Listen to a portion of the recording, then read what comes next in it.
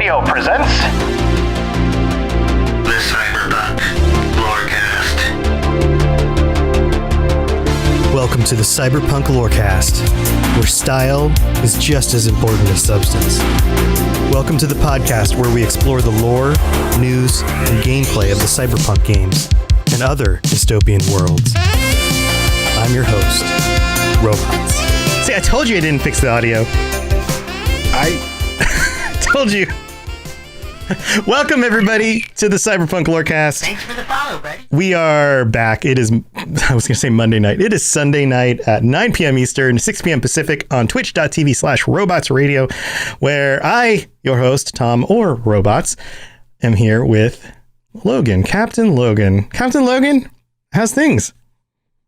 Things are awesome. Things are really good. I've been burning through a lot of the game today to try and make sure that I have information on what the heck we're going to be talking about. Yeah, because I only have a little bit of information about what the heck we're going to be talking about. What the heck are we going to be talking about? Well, first, we're going to dig into the what I think are the coolest mods that have been released in the last few weeks. I think this one's we might do this weekly. This might be a weekly thing for, especially when there's not as much news or show notes or not show notes, but patch notes to go over. So we're gonna dig into that first. But then on the second half of this episode, we will be moving into Spoilerville because we're gonna be talking about the end of Cyberpunk 2077 and our impressions on our playthroughs and the endings that we got based on our playthroughs, and then maybe a little bit more information about some of the other things that happen. There are multiple ends, as most of you are probably aware, and if you haven't finished the main quest line, then you may want to skip the end of the podcast, but definitely hang out for the rest of it. And if you're not worried about spoilers, then you're welcome to stay for that stuff as well. So, go ahead. We'll jump in. Yeah. Knowing the spoilers for this game, I mean, I knew a couple going in, and we even had some predictions on the show that I still want to go back to, but I still feel like the moment to moment at the end of the game is enough to where, like, you'll enjoy it even if you know what's going to happen. Like, I don't know that the spoilers are too bad for these. Yeah. I mean, some people are very, very worried about spoilers. Some people aren't. So really, it's up to you. But yeah, it's not the end of the world if you know what potential things could happen. Also, because some of your decisions and the kinds of quests you've done play up to what options you get. So it does change for different people depending on how much of the game they played. I think I will say right now, though, if you want the most options possible, then probably prioritize doing the majority of the other side quests before moving on to the end of the game. There is a gate that happens when you get to a specific quest that says anything past this point is like no return. If you get to that point in the main storyline, then and you want to make sure that you have every option available, then go back and do a bunch of the side quests. Finish through that stuff first, and then go end the game. So we'll just leave that. And I don't think that's a spoiler. I think that's just a wise thing to know going in, because they don't tell you that. They just warn you that anything beyond this point is, the end. So let's move into mods. Actually, before we get to that, Logan, how has your week been? How has your gameplay experience been this week? It's actually kind of slowed down. Once you get done with all of the side quests and all of the storylines, it's kind of hard to keep going with the game. You really have to wait for like emergent police threats, and unfortunately there's not like a good way, like there's nothing on the map that tells you where they are. You just have to be driving and you have to come across like an emergent one, and unless you just run around killing random like gang members and picking up their stuff or like buying items, it's tough to really get money unless you cheat. So it's been kind of tough for me to really like find a way to be able to buy all of the actual cars in the game once you've done everything. And I've actually spent a fair amount of eddies like respecking a bunch. So it's just one of those moments where it's like, I feel like I have to kind of start over again. So I feel like I might jump into my Nomad after this week. But one thing I did want to shout out, actually, while we're on the topic, I was talking with one of our Discord members, Artian Brahm, and who's in chat right now, by the way, I believe. Yeah, like we were talking, and we actually had a really good discussion because we were talking about crafting, and they came to me with some tips on how to get some stuff. And after some digging and some spreadsheeting, we found out that there's a great way to get components for crafting. So if you go to one of the vending machines, and this, you can find food and cans of beverages and stuff like that you can break down just about anywhere. You probably already have a whole bunch in your inventory that you haven't gone through and sold. So what we found out that if you start investing points into crafting and you're able to craft at least into like 18 levels or so, then you can actually take like a $10 can of cola and break that down into its components, and the components you can use to craft epic level grenades. And when you craft those, it only costs one uncommon and one common piece of material. And that will actually break down into better pieces of components like epics and rares and stuff. So it's really kind of surprising just like how busted that is. Yeah, yeah. It really is. You shouldn't be able to do that. But, right. Thanks to some spreadsheeting and stuff, it turns out that if you were to buy these components, you'd be spending over probably about 2,000 just for one set of components. For like one grenade's worth of components, you can craft 3 grenades off of one can of cola somehow, and that's like we're looking at like roughly $6,000 that you didn't have to spend on components just from that one thing. So as far as like digging into the minutia of the crafting and stuff like that, just been having a good time, just looking forward to actually jumping into some of the other relationships. Because I don't know about you, but I almost romanced 2 of the guys because I wanted to see like what the options were going to be. Mm-hmm. And I romanced Pan Am, but I really want to like dive into those relationships more and see how it affects the ending. So, yeah. But yeah. How was your week? What did you end up doing? I played through the end stuff. I streamed it and played through the end stuff. And we'll get into that on the second half of the episode. But yeah, I was going to make the joke that the return on that soda into grenades investment is better than Bitcoin right now, which is kind of phenomenal because Bitcoin's doing amazing. Yeah, no, but had a good week. I only played a little bit. Wanted to get through the main quest line and see the endings there. And the thing that I noticed the most in my playthrough was I actually had a really good playthrough. Didn't have too many glitches. Everything kind of went very smoothly, except for the fact that when I went up a very, very tall elevator in Arasaka Tower, there is one floor you pass where like there must be a palm tree on that level, and the palm fronds come through the door and move through the elevator. And I was like, that's funny. How did they miss that? But otherwise, we'll talk about it later. I enjoyed getting through the end part of the game and kind of seeing how that played out. There are definitely some cool revelations that occur as you work through some of the endings. But yeah, let's and that's a great tip. Thank you for sharing that. I'd forgotten that came up this week. I'm glad you brought that up. Let's move into the mods. So in order to showcase some of these mods, I will be pulling them up on screen here for you guys to see them. The first one I'm going to talk about is a save editor. This is very cool. Here it is up on screen. And let me just make it a little bit bigger. Nope, I locked it. Hold on. There we go. Making it a little bit bigger on the stream right now. So all of these mods are available on nexusmods.com. You will be able to click them in the links either underneath the video or in the show notes. And this one is interesting because it's a save editor project. The basic rundown is edit player stats such as level, street cred, etc. Save and load presets for your character's appearance. Edit the quantity, flags, stats, and mod tree of items in your inventory. Edit quest facts. I don't know exactly what that means, but maybe it means you can reset quests and do them again. And then quick actions, dedicated controls for common actions such as making items legendary or editing money. And you can see here from the UI on it that it looks pretty easy to use. You just kind of click through some stuff and edit some stats and then save the changes. So you load a save, you update some stuff. You can change facial features, body, hair, makeup. You can even get into like your player inventory, change your quantities of stuff.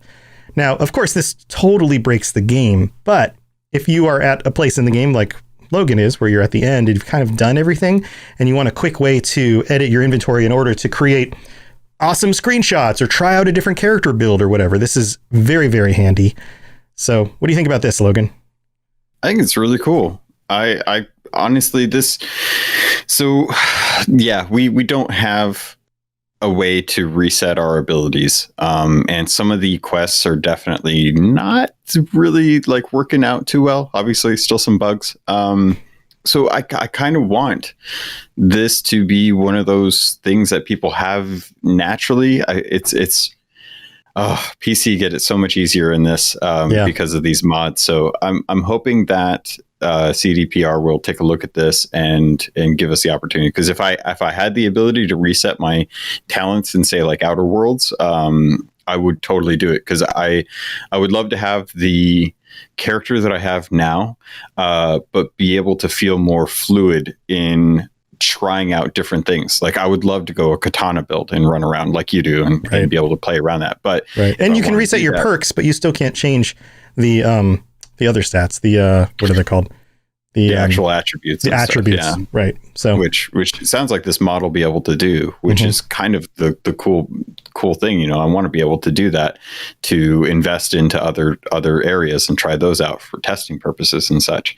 So it's kind of a cool option. It honestly makes me want to throw down the money for the PC version as well. But since I already have it, I think I might hold off and wait and see how the patches come for January and February, and see if maybe some of this stuff can come in the future.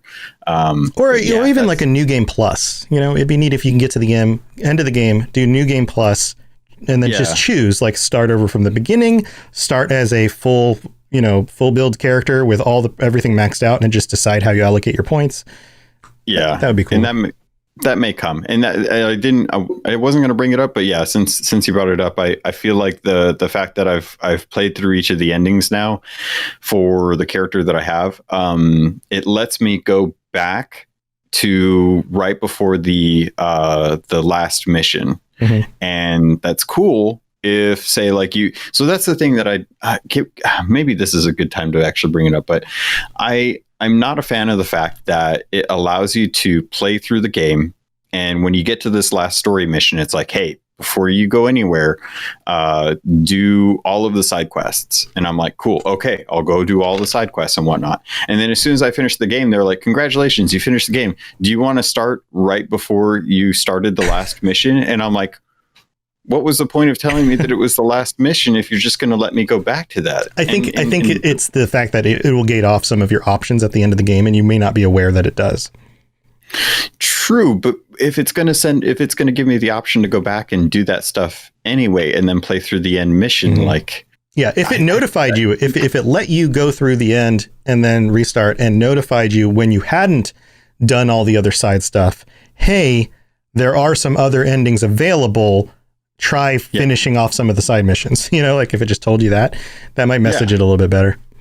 Yeah, like that's I think that's probably the best thing, is if they were clear about there being better endings or different endings that you could actually go and do because of unlocking different storylines and stuff. That I think would have been a lot better, or at least give me chapter marks. Like I wish there was a point where I could go back to character A's storyline and change my relationship with them so that it changes the ending, or at least give me the option to, play through that storyline a little bit different instead of having to reboot the entire story all over again. If it was a 20-hour game that, gave me that option, then it would be a little bit easier. Even like a 10-hour story where I could burn through the story a lot quicker, I would feel a little more interested in playing over and over and over again, where I would try subtle differences. but it's like I feel like I have to start over an entire new Street Kid and play through almost everything exactly if I want to go through a different relationship path. Right. And I wish it gave me either New Game Plus or let me restart relationships with characters or redo those missions. Like give me chapter points to be able to jump back into. Lots of ways that I want to play this game, and I wish it didn't always have to start from scratch.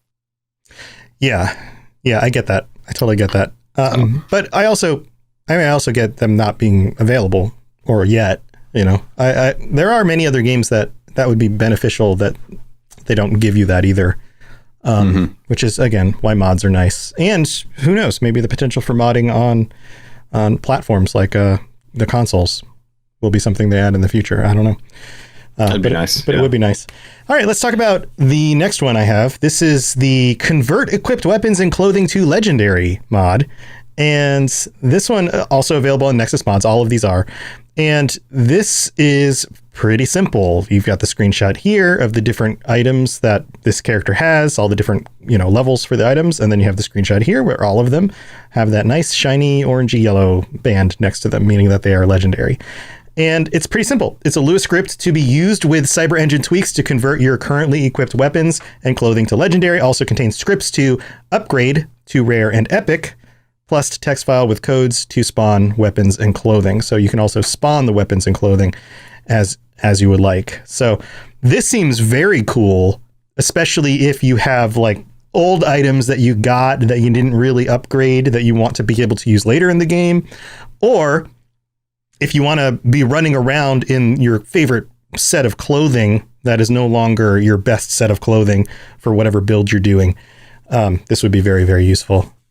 Yeah, especially if you wanted to focus in other areas of the game and didn't want to invest into crafting, like some of us have. Like this kind of alleviates that situation where you won't be able to find the legendary versions because they're upgrade paths. And if you want to play your way, but you still feel hampered because your assault rifle's stuck at epic and you want to get a legendary version, there's no way to pick one of those up. You just have to craft it. So I like that they're giving you tools to enable different parts of gameplay that don't focus on needing to dive so deeply into crafting, which again goes to my point that I think crafting should be its own separate thing and not part of the attribute tree. Right. We talked about that before too. Yeah, That's a good point. This next one, I've got two more. I picked out 4 this week that really stood out to me. This one is, there's a lot of like this. I have a character build that looks a lot like Judy. Yay. It's like, okay, great. Thank you for sharing that character build. That's okay. Wonderful. I'm sure that's helpful for some people, but okay. Yeah. You could just go make the character look like Judy too, if you wanted to, it just takes a minute to edit the character's face. Okay. This one here is pretty simple. Untrack quests. Tracking quest, not tracking quest. Press backspace to untrack your current quest. How long did you ride around with Meet Hanako, or however you pronounce the name, at Embers as the quest that just kept on popping back up at the top right of your screen right there? So this is hilarious because I actually have part of the game is broken for me. I don't know why it broke or what changed, but in my journal, I still have a gig available. I've completed the gig. It's Cyber Psycho sighting, and it's Smoke on the Water. I don't know how I messed this gig up, but I got credit for it, and I got the achievement for completing all the Cyber Psychos.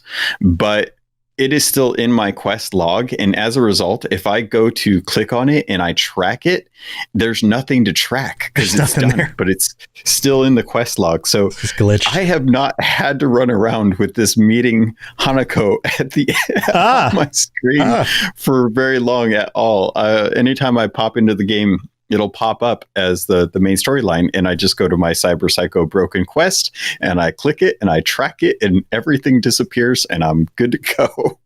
Yeah. But I love that this is an option because there's no way to untrack stuff. I just happened to find a weird bug in the game. So yeah, really good, really nice mod, really weird oversight by the developers to not like want to have, right. Maybe they just didn't want you to lose track of what to do or where to go, but it's an open world game. Like, you should be able to just run around and do what you want, right? Yeah, right. Yeah, it's just, and it's simple. You just hit backspace and it's like, nope, that quest is no longer displayed on your HUD.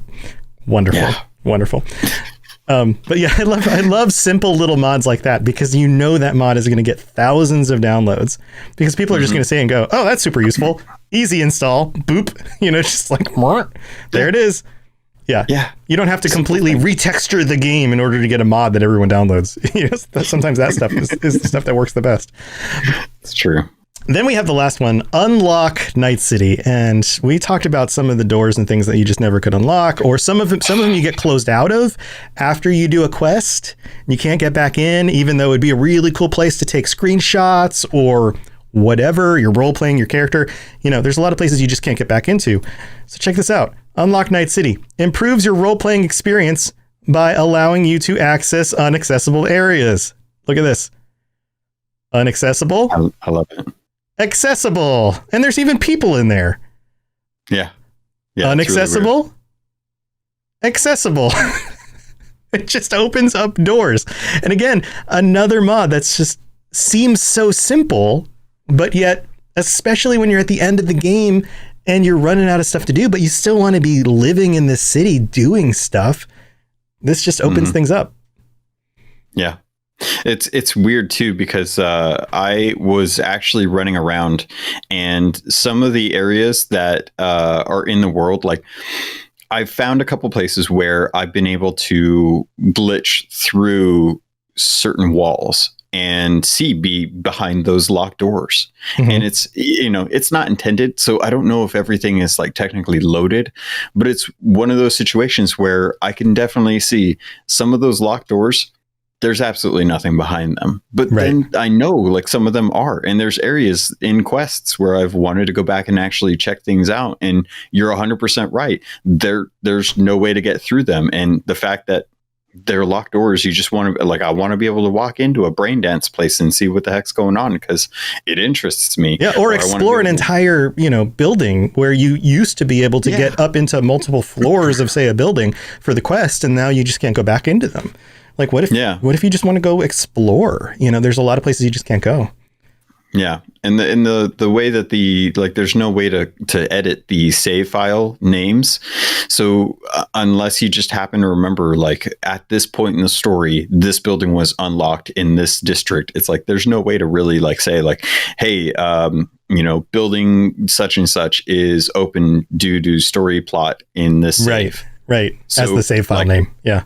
Yeah. So it's really, really hard to keep track of some of that stuff. Like, I've got chapter points set up on my saves, but that's going to be really tough after 3 or 4 playthroughs with different characters. And I've only got, I think, like 20 save slots available on console.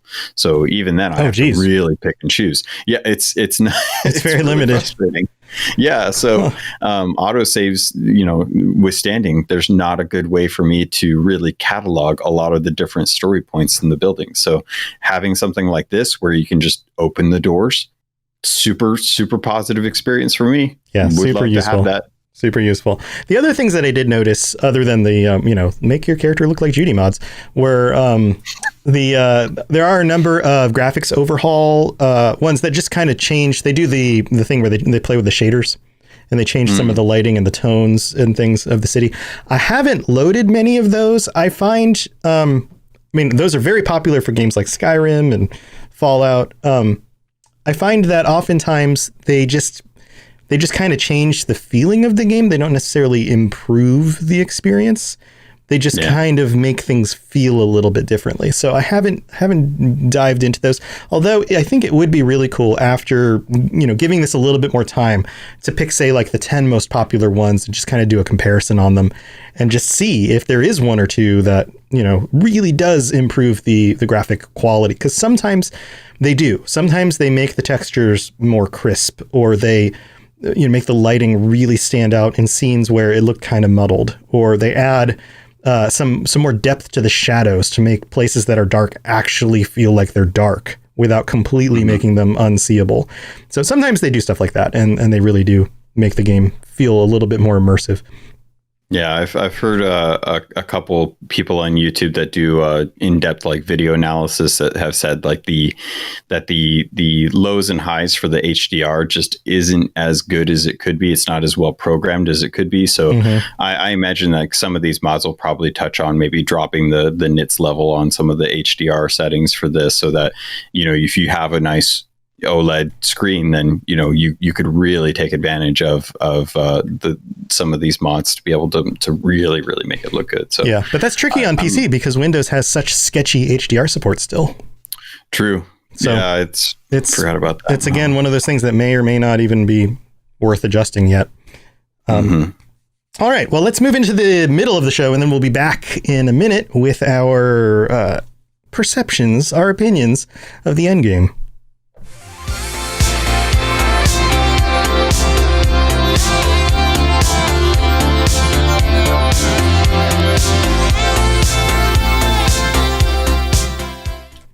Thank you for joining us again for the middle of the show. This is the part of the show where we call out and thank our patrons for being so awesome and supporting the show. Thank you to all of our patrons for being here. And if you are interested in any way to support the show financially, patreon.com/cyberpunklorecast is the place to go to do that. You can get ad-free episodes. You can get the opportunity to join us at the end of the month on an episode and talk about any of the topics that we would like to cover. There's all sorts of stuff you can get at patreon.com/cyberpunklorecast. And special thanks, especially to our higher tier level patrons. I'm pulling up the list right now, just in case. I'm just double checking it. Yep. Kather is still our top tier patron who will be joining us at the end of the episode. So we and Kather or at the end of the month, which is still a few weeks off. So you got some time if you'd like to join us at the end of the month for our patron episode, which will be happening on the 31st, the very last day of the month. So yeah, a few weeks left. I think that's the photo mode, or the photo contest is still going for that as well too. And that's the other thing I wanted to bring up is that the photo contest is still going. We've had a number of people submitting their photos of including vehicles. All it needs to do is include a vehicle in the screenshot, generally in some, part of the screenshot being kind of the focus of it. And all you have to do is go to Discord, the Robots Radio Discord, which you can search, and look for the Cyberpunk photo mode channel in there, the chat channel, and post up to 3 of your screenshots. And Kather will be choosing his favorites and will be sending out this really awesome V statue. It's pretty big. It's him flying off the motorcycle. We talked about it on a previous episode of the show. So you still have a few weeks to get those out there. There have been some really cool submissions, but then again, this is subjective. It's whatever Kather thinks that he likes the most. So this could really go to anybody. So if you feel like you've got an artistic eye and some cool photos of the game, feel free to submit those. Again, Robots Radio Discords, that's the place to do it. And thank you to all of our patrons. You guys are amazing.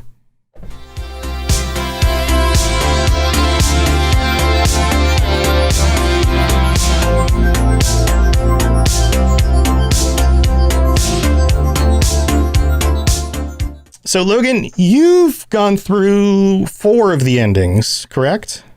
Yeah. And I've experienced 2 of them so far. I figured I want to start this one off because I want to give you my explanation for what happened when I got to the end of the game and how I played it out and what I was expecting to happen versus what actually happened. And then I have a feeling you could probably fill in the gaps with some of the other stuff. Does that sound good? Yeah, sounds good. I think we should probably preface this with Spoilerville. What? Yeah, totally. Lots of spoilers, but also like what your relationship paths were and stuff too, because I think that definitely impacts it. But yeah, spoilers. By the way, if you haven't finished this game and you don't want to be spoiled, definitely hold off on listening to this bit. Yep, now is probably time to tune out. But we definitely needed to cover this sometime. I think this is probably the right week to do it because the game has been out a month. A lot of people have finished the game and people will want to hear our thoughts on this. So definitely worth covering. All right. So I got to the end of the game. I decided, you know what? I want to see what the end of this looks like. I'm going to stop doing some of the side quests. I never did any of the relationship stuff far enough that things really developed. So I didn't do that stuff. So that stuff didn't play into my options at the end of the game. I ended up focusing on a lot of the other just kind of pickup quests that you could find all over the map, rather than going and doing more of the like story type side quests. And when I got to the end, you are given again, spoilers, you are given an opportunity. Your body starts to fail because of the chip. The chip really starts to mess with you. And you go to Victor again, and Victor's like, listen, you're on your last legs. This is it. You're about to be done. It's amazing you can even walk right now.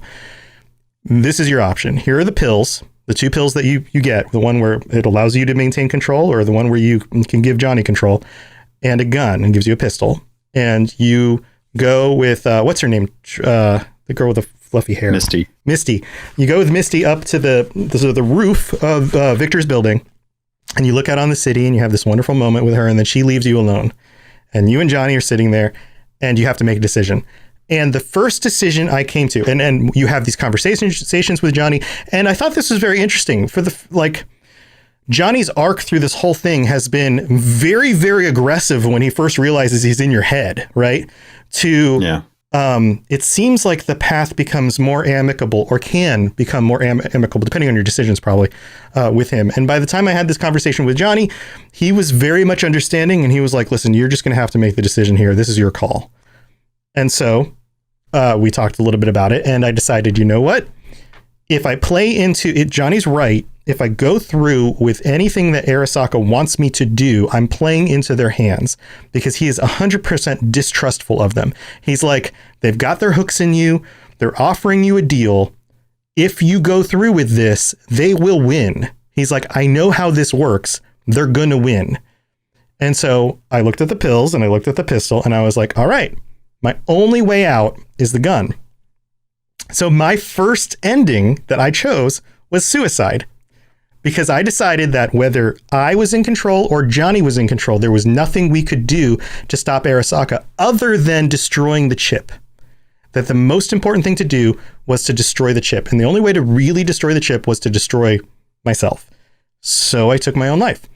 And turns out that's actually the worst ending. It didn't. And I picked this because of that reason, but I also was half expecting them not to let me go through with it.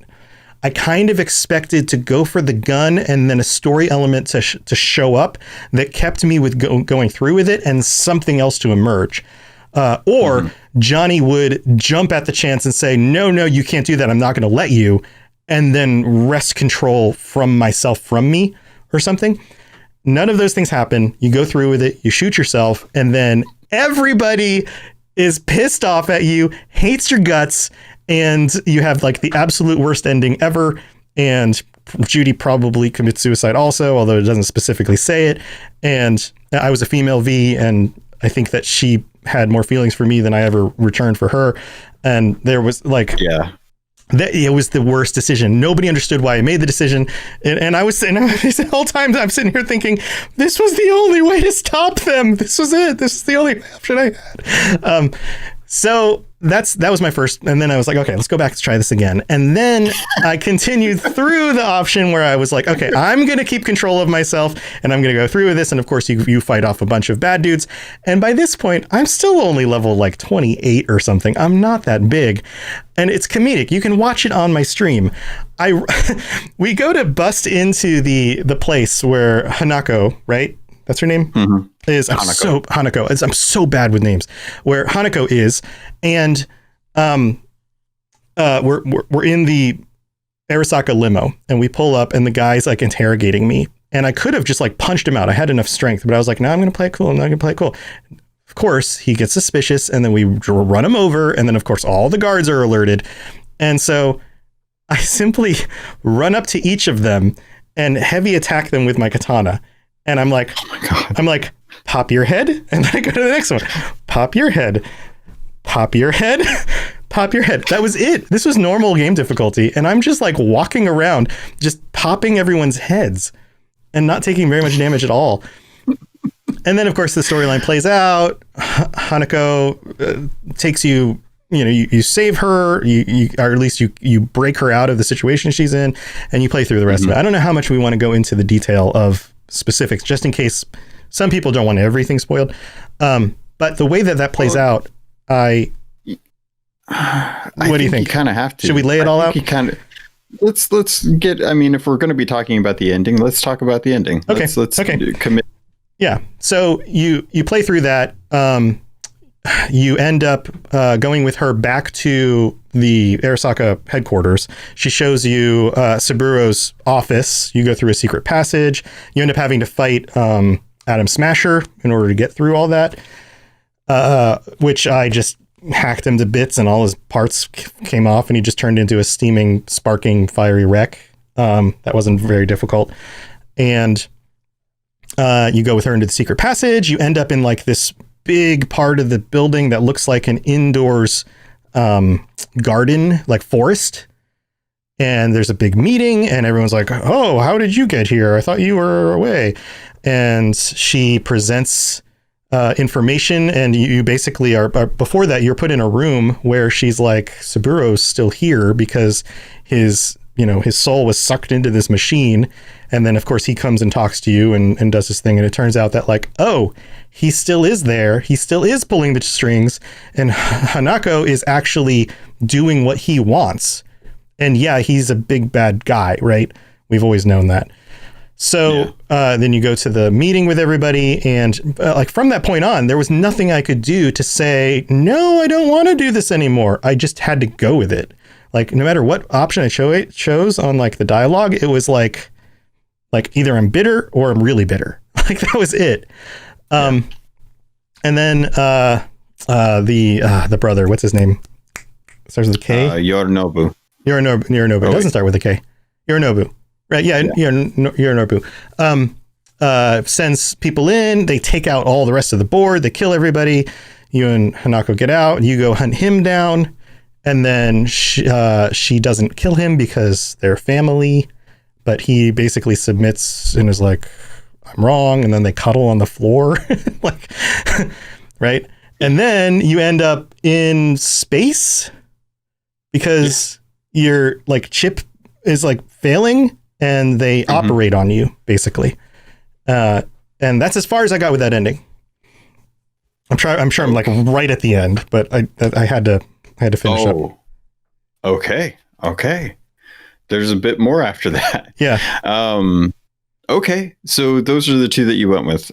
So I went through just as we were starting up recording. I sped through the ending again and was reading the messages, the voicemails for the suicide, which it's really tough because Johnny's on the roof with you. And this is, like I think we kind of missed a little bit about you go to the meeting with Hanako, and she wants to essentially have you go to a meeting with the board to talk about what's going on with Soul Killer. To prove to them that Saburo is still in charge.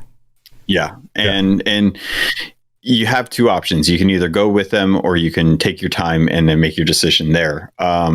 The way that I've played through this game is I have romanced. I have a relationship with Pan Am. I had the option to romance River, but I didn't, and he and I are just buddies.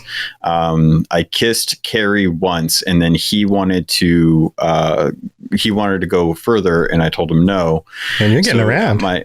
Yeah, I am. I wanted to see what the options were. I still do, actually. Yeah, and so I'll go back and play through a lot of that other stuff. I just kind of kept it out there. So I went to the meeting knowing that I had those options. In the first playthrough that I did, the first ending that I did was actually the one that you're on right now, where I thought the best way to go was not suicide.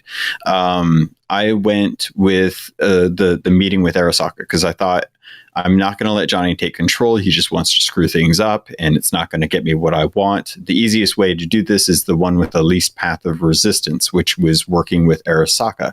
I know everyone was going to hate me for it, but it was the only way that I felt that I was going to be able to get this done. It was the only way I could get to Mikoshi.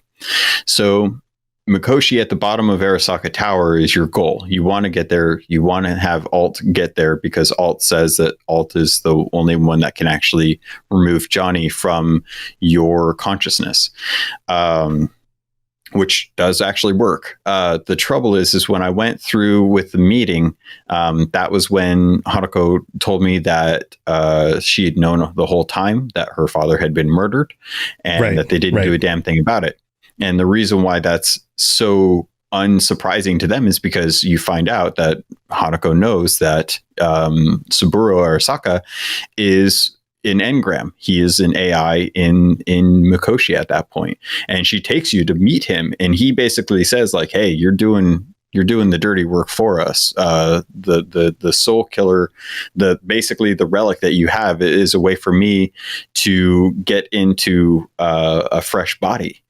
And it's one of those weird situations where you go to the meeting. They announce to the board that Saburo's not dead. The whole board freaks out and they're like, "No, this is BS." Right. So the conversation that happens when he like calls the one guy out. Yeah. He calls this guy out and then he's like, and they're all just like, "Holy crap, he's immortal." It really is him. Okay. Yeah. So this is the point in the game where you're like, oh my God, this was bad. I shouldn't have done this. And you like everything goes to hell and you start having to fight your way down to Mikoshi. Cause it's basically a coup at this point. Saburo is trying to wrestle control from the board. The board is saying no.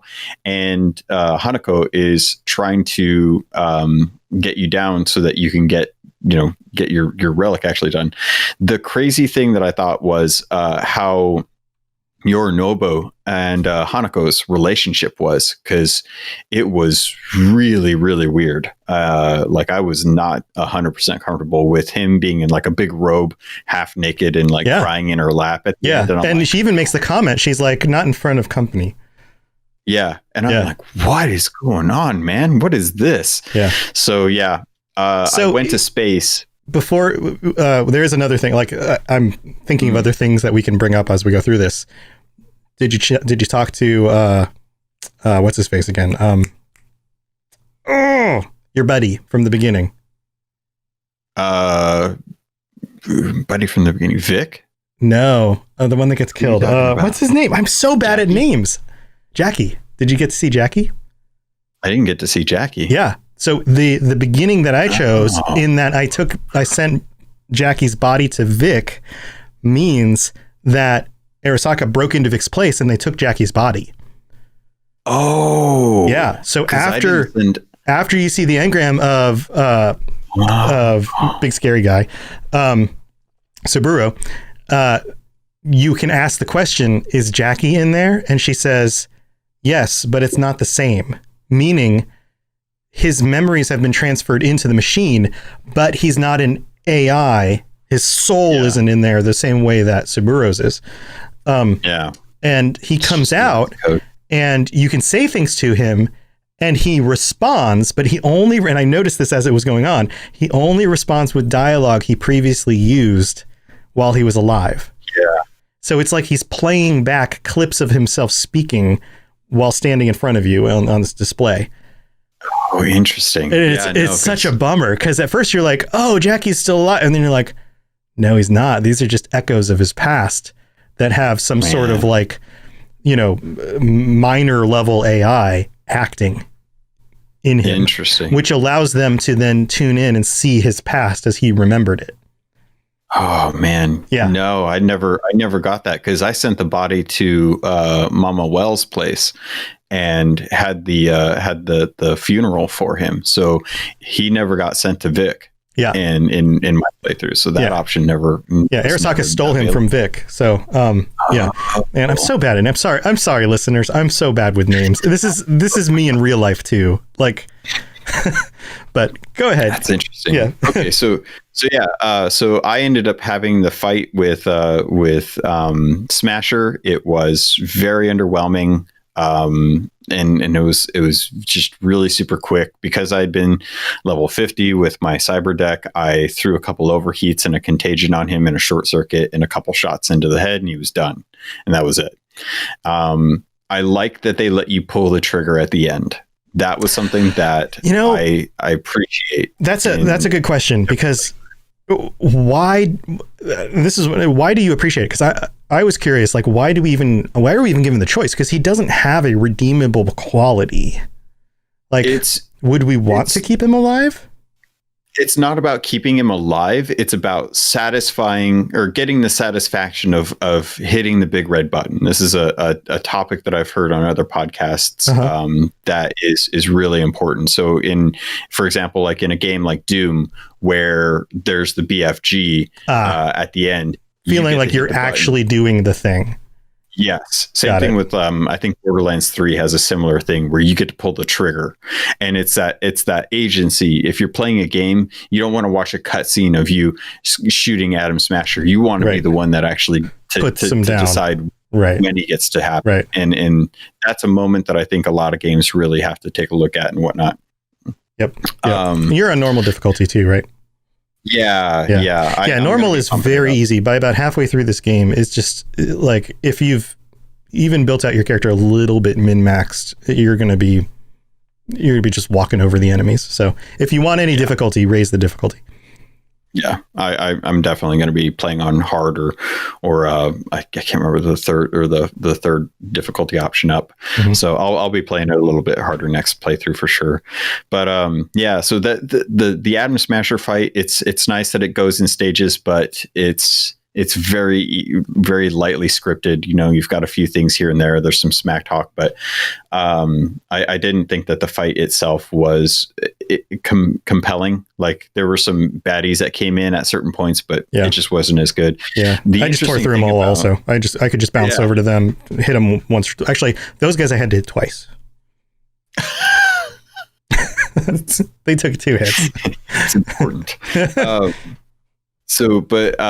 I went up to space and they operated on me. They told me that that I was losing a lot of there was a lot of synapses that were damaged as a result of the removal of the relic. And the interesting thing that I found with it was you go through rehabilitation up in space and you start having these weird dreams, and the weird dreams that I had were nightmares about like going and meeting Jackie up in the space station. He was like sitting in a chair and like he just wouldn't talk to me, or he would turn around and he'd tell me it was my fault that he died. And you're having all these nightmares, and they were really really shaky, it's like scary stuff. And you're meeting with this doctor, and this doctor hands you this simple Rubik's Cube, and you have to match up the colors, and you can't do it. Anytime you try, every time you turn it, and she just rips it away.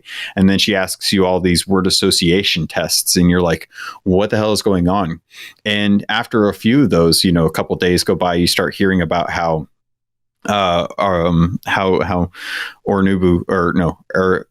what's his name? Main dude. Yorinobu? Yeah. No, not the son. Saburo. Thank you. Yeah. We were a mess with names on this episode. I apologize. I should have a whole list of all the characters just so I can like look at them in a glance. Like you're seeing the picture in your head. Like I see the picture of the character. I just can't find the name sometimes. So you're watching these news things, and you see that Saburo Arasaka has taken control over his son's body, and you're just like, oh geez, he's inserted himself into his son. Yeah, because it's genetically compatible, right? And that's why you and Johnny weren't working together. So they remove the relic. Saburo takes over his son's body, and you're just like, okay, well that's creepy. And this lady keeps giving you these tests, and you keep failing these tests. And every time there's an opportunity to get frustrated and whatnot. But I didn't want to take that path, and I wanted to keep seeing like how far is this game going to make me loop through this rehabilitation thing before it finally lets me go. And I refused every time, and it ended with me being able to call Pan Am, who when I did was livid with me. I called her to say goodbye. I never told her what was going on. I told her I'm in space. She's pissed off. She doesn't want to talk to me. And I'm just like, this feels terrible. I'm like, I'm alive. And Johnny's gone and you're mad at me. And she's like, just get down here. I don't want to hear any more from you until you're down here. And I'm like, oh, crap. Oh, no. You remember the dude that was in the AV that you had to get the Nomad's help to bust him so that you could find out more about the relic? Yeah. He strolls in. He's like, hey, I got some good news and some bad news. What do you want first? And you're like, the bad news. You got 6 months to live. Oh, fuck. Okay. Good news. Good news is we can store your memory in an engram and keep it in Mikoshi. And you're like, that's the good news? That's okay, great. And he's like, you'll be able to live on in the net. And I'm like, no. How about no? Can I just stay in my body? So I opted to stay with my body and I went down and I only had 6 months to live and everyone was pissed off at me. And that was a solo attempt.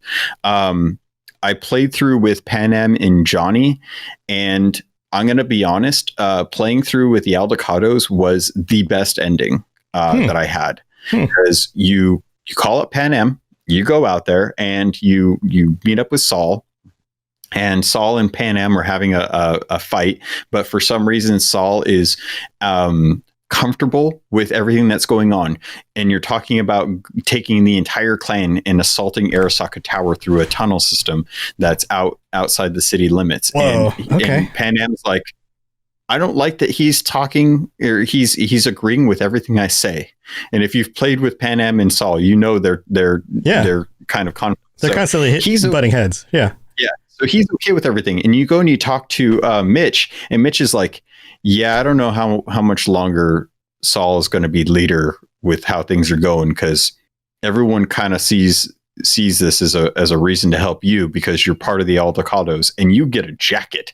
You get an Aldecados jacket and you're part of the Nomads now. And Mitch is like, yeah, Saul wants to go there to get tech for Arasaka, or from Arasaka, to sell. And that's how we're going to make it big. And you're just like, oh my God, Saul, really?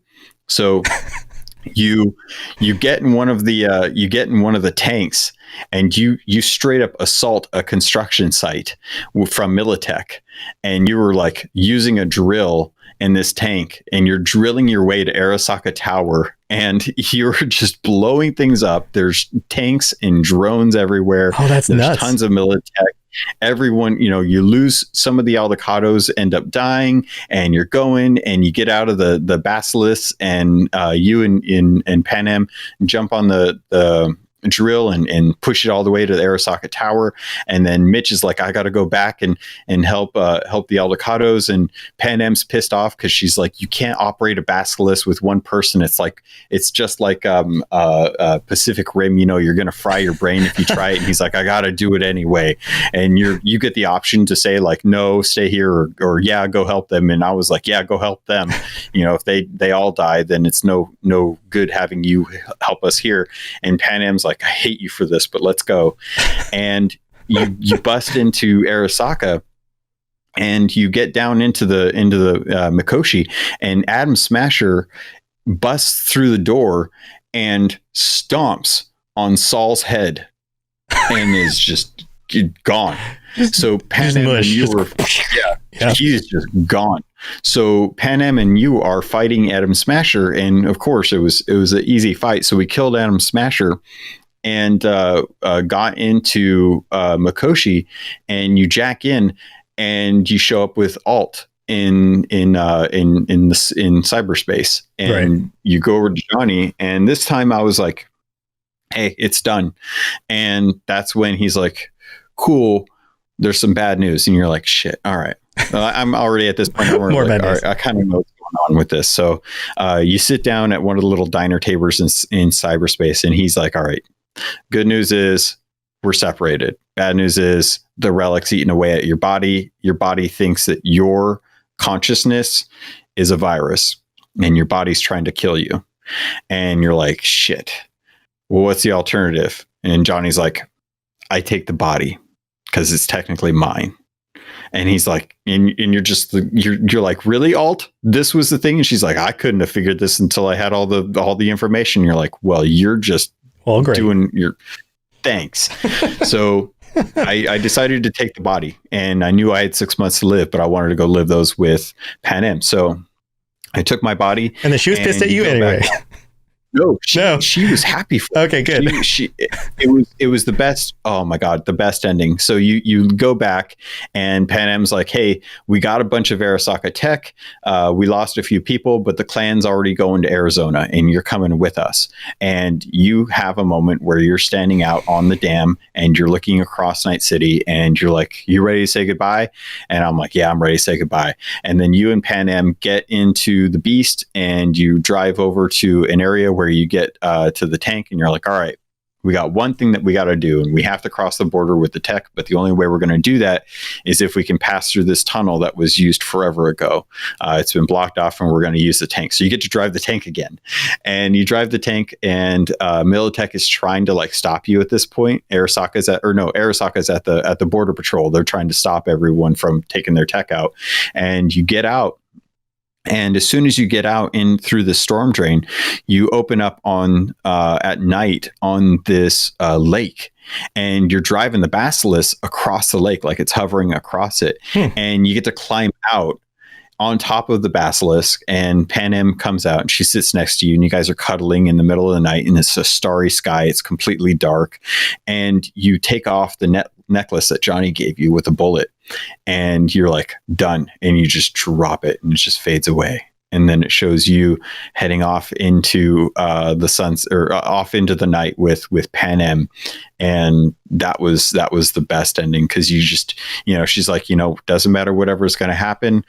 We're going to help take care of whatever's going on with your brain. And it's up to you to decide like how the story ends at that point for you. Do you live the 6 months and die, or do you get it fixed? It's up to you.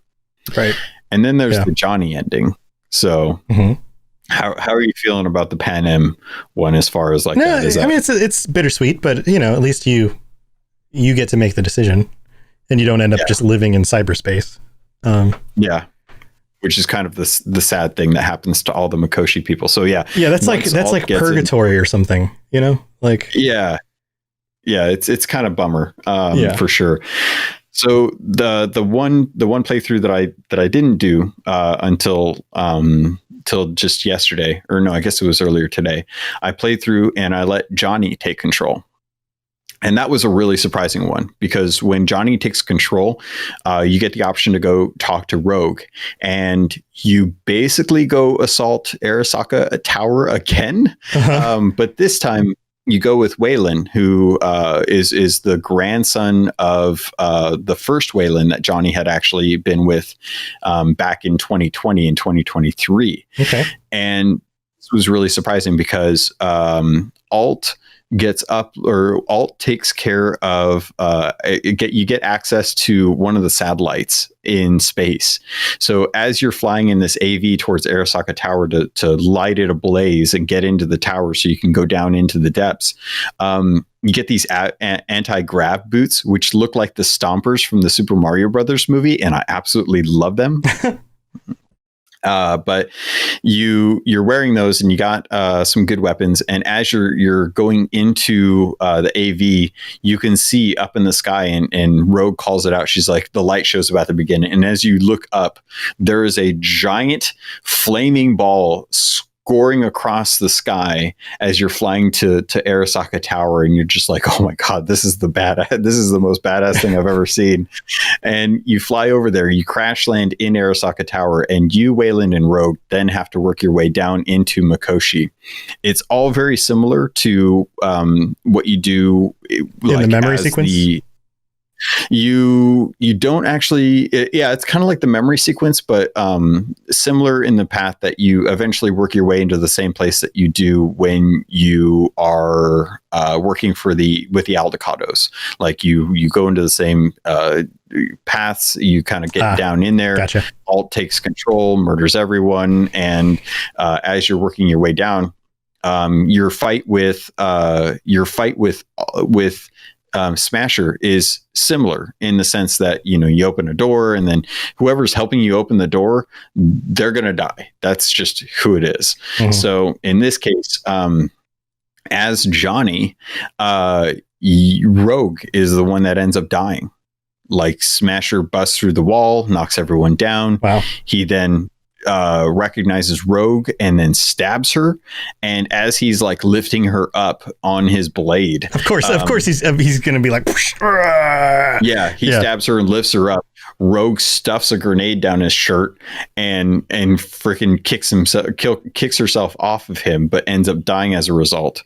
And you kill Smasher, and then you have the option to say it's either for you, for V, or for Rogue. And I chose to say it was for Rogue. And he's like, yeah, but I'm the one that killed her. And he's like, yeah, but she finished you in her own way. And then you go and grab her gun and you jack in. And this was the point where you get taken into cyberspace, and Alt does the whole thing where she's like, you got 6 months to live. The body's now Johnny's.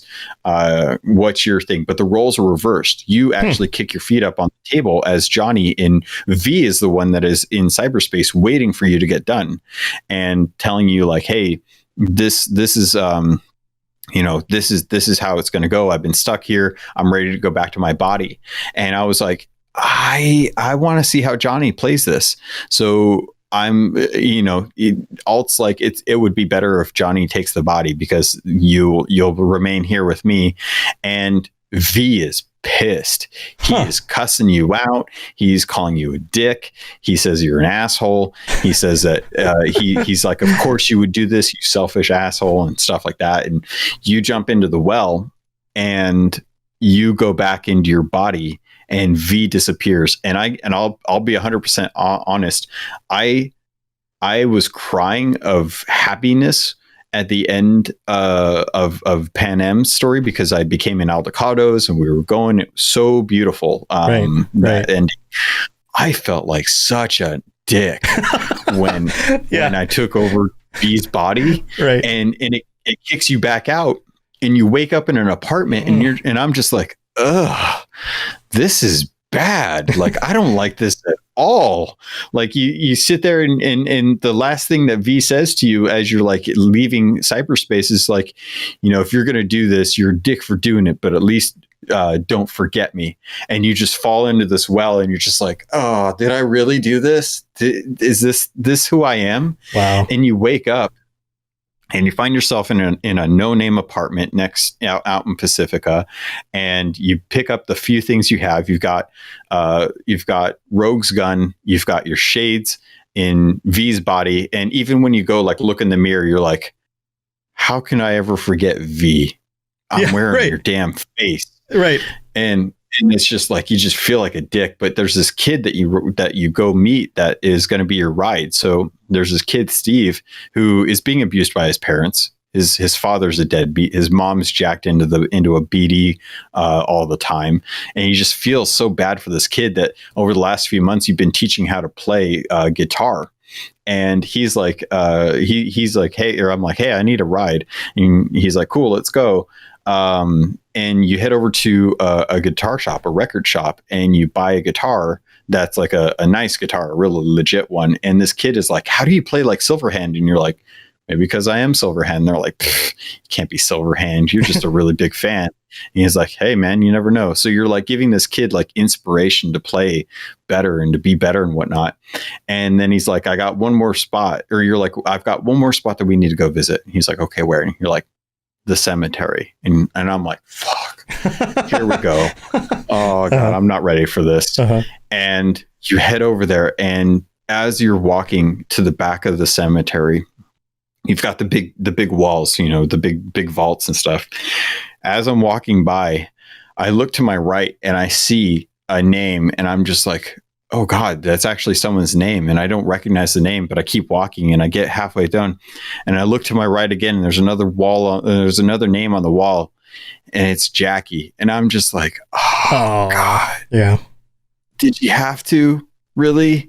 Did you have to put his name there? Of course. And I was like, oh, of God. course. So I'm like, all right, as you're driving there, you pull out Rogue's gun, and I'm like, okay, I know what I'm doing. I'm going to go put Rogue's gun in her cemetery because she's dead, and I want to pay tribute to her. Mm-hmm. So I get over there, and this was the gut wrencher because as you go over there, there's two spots on either side of you as you're looking. On one wall, they have the name, and on the other name is on the other wall. And I walk over to one, and I look at it, and it's V. And you're just like, game, you son of a bitch. I can't believe you. So you take off the necklace that Johnny gave to V that is of the bullet, and you put that necklace in V's vault and you seal it. And it's just like, oh my God, I can't believe I'm doing this. And you say goodbye to V. And then you turn around and then you say goodbye to Rogue, and you put her gun in her vault. Mm-hmm. And as I was walking around, I was like, well, what other people's names in there? So Waylon's on there. And there's two that really kind of struck out at me. So last week I talked about that really cool Blade Runner like Easter egg that I found. Yeah.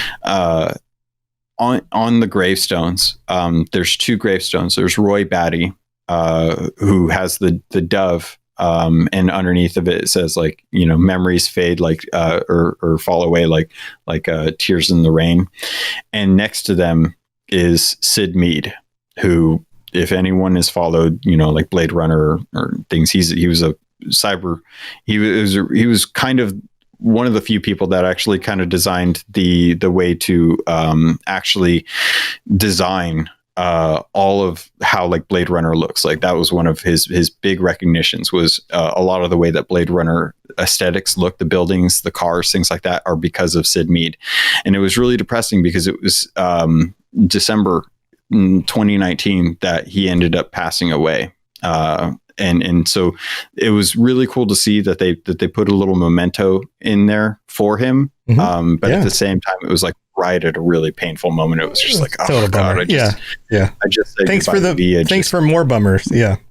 Yeah. So I just said goodbye to him. I just said goodbye to Rogue. And now there's this part that is like saying goodbye to Sid too. So there's a few names in there that like I didn't recognize, and I tried to do some research and I checked some forums on Cyberpunk, and no one really knows like who some of these people are. So maybe we'll find out later on if people do more digging. But mm-hmm. you end up jumping on a bus and giving the guitar to Steve, the kid who's been chauffeuring you around, and you just leave. Like Johnny just takes his body, or V's body, and just leaves Night City and starts new, and it just leaves it at that. And I'm like, man, what a horrible feeling. What a roller coaster. Yeah. So really, really crazy endings. So one last question. Mm-hmm. Do you think one of these endings will be considered canon? Because if we get story expansion, like DLCs around story, and the story takes place after these events, is there a canon ending, and are we creating a new character? Like that's. Yeah, so that's actually, I'm glad you asked it, because it's been racking my brain this whole time, because I don't know if any of these are canon. And whatever story they bring into the game with DLC, I feel like it has to take place before the ending. Before the end event. Yeah, like it's something you load your save before that, and then you play the DLC, and then you go through the end quest again. Yeah. I would imagine that's really probably it, unless they're like big DLCs. Like the DLCs for The Witcher 3 are expansive. Like they're completely separate storylines. They don't really play into the plot of the main story. Like they're like a completely separate adventure that you go on as The Witcher, and some of the other characters show up. I don't know. It's tough to say, because they don't have a new game plus. Every ending that I've had ends badly except for one, and I don't know. I mean, it's still bittersweet. It's still. I mean, it's like you end up maintaining your personhood and your choices, and you end up with somebody you care about, and you get to decide how you're going to go out in the end, but you're still going out in the end, you know? Yeah. And that's kind of the tale of Night City is that Night City chews people up and eats them alive. Like, that was every ending that I came to. It was clear that regardless of what ending you take, Night City wins. And it's just one of those key things that I think is really, really punctuated in the Cyberpunk world, in that story is that it doesn't matter what happens in Cyberpunk, Night City always wins in the end, and it's never a happy ending. It's always a very noir landscape. And every character's flawed. There's always something that ends badly in the end, and it doesn't matter how good things play out. There's always something in the corner that's like nagging at you, like, this is tough. So I don't know how they add story to the ending of any of these, because there's so many endings to it. I think they have to add stuff that goes before the ending to it. Well, some games claim an ending as the canon ending. You know, like if they do a sequel from a game that, like, the Elder Scrolls works around it with things like Dragon Breaks, but for something like Fallout, they will say, like, this is the canon ending of what happened in Fallout 3, and then they will reference those events in Fallout 4. So there's ways of doing that. They just have to kind of put their foot down and say, okay, this is actually how this ended. And then before the DLC starts, you would get some sort of recap. Like, everyone knows the story of V because this is how it ended up. You know, and then they tell you. Yeah. It's weird because I could see them going with either the relationship ending where you get help from whoever was your kind of best friend or lover at the time, or the one where you go and actually work with Arasaka. I can't see how they would be able to justify having Johnny take over the body and then put to rest V and Rogue, or whoever, you know, or I guess Rogue, and it would be and then leaving the city. I can't see how they would be able to justify like him coming back for whatever reason. I feel like that is kind of a pretty set in stone thing. I could see reasons why V would be called back from Arizona or wherever he goes in the other relationship storylines, or she technically.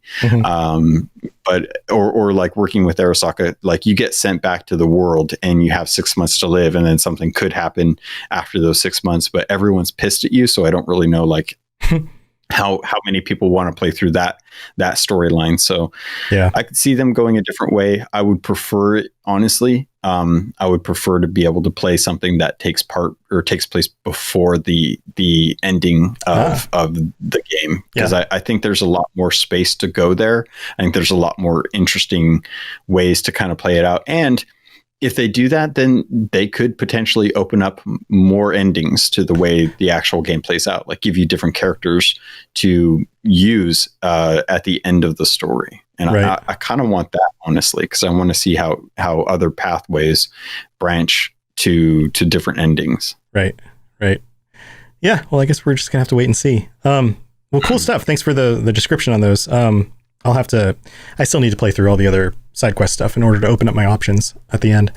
But yeah, it's neat that little details even shifted between your version of one and my version of the same-ish one. Interesting stuff. All right. Well, I think it's time to wrap up the episode. Logan, you have anything cool going on you want to talk about? Nothing too major right now, probably next week or the week after, but for now, just kind of hang out there. I'd love to hear some other people's playthroughs. I can't wait to hear how kind of Kather's going through his on the community podcast. If anyone else wants to join up on the Patreon level to support the network and support the podcast, I'd love to get them on to be able to talk about some of the different ways that other people can go in, because it'll be a while before I get a chance to finish up any other life paths till to the actual ending. Right. Yeah, that would be great. I'd love to have some other people join us at the end of the month. I've got all my normal stuff happening, all the other shows happening. The one big difference is that last week I committed to streaming during the day while I was working on stuff every day.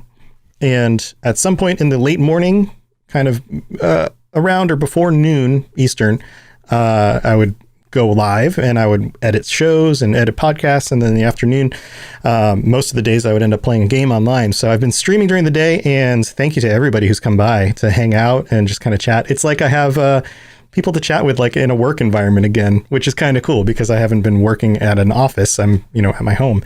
So please come join me if you want somebody to chat with, and just kind of, if you're interested in even what I'm doing with the editing or just watch me playing games and stuff, if you want some company during the day, my channel is always open, and I'm happy to have you guys come by. Twitch.tv/robotsradio. And I think that's going to do it this week. We'll be back next week, probably with some other lore about some characters. There's some stuff that we've been tossing around, digging into. And maybe some new mods and maybe some new news. I guess we're just going to have to wait and see what this week brings. All right, guys. Thanks for tuning in. And until next time, stay safe in Night City. We'll see you later. Bye.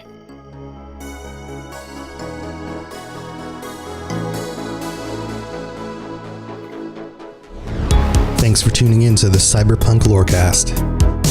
This show is a part of the Robots Radio Network, smart podcasts for interesting people. If you'd like to help support the show, please tell a friend and leave a 5-star review on iTunes. If you'd like to get in contact, please send an email to cyberpunklorecast@gmail.com or follow us on Twitter @cyberpunklore. Also, join the community on the Robots Radio Discord. The link is in the show notes. The music on the show was written and performed by The Midnight and was used with their permission. Go check them out at themidnightofficial.com. Until next time, stay safe in Night City. We'll talk to you later. You've been listening to a Robots Radio podcast. Smart shows for interesting people. Check out all the shows at robotsradio.net.